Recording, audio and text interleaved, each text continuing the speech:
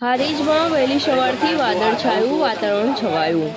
ભારે બફારા બાદ હારીજ તાલુકામાં ધીમી ધારે વરસાદનું આગમન।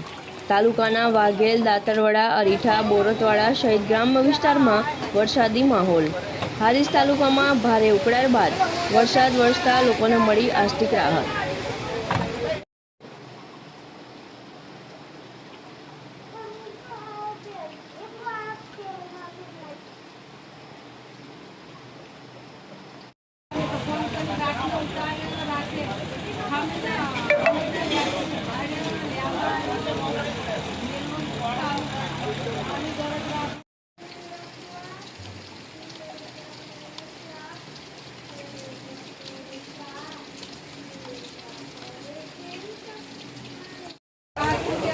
ખાલી ફળ ફળ જાય આવો ને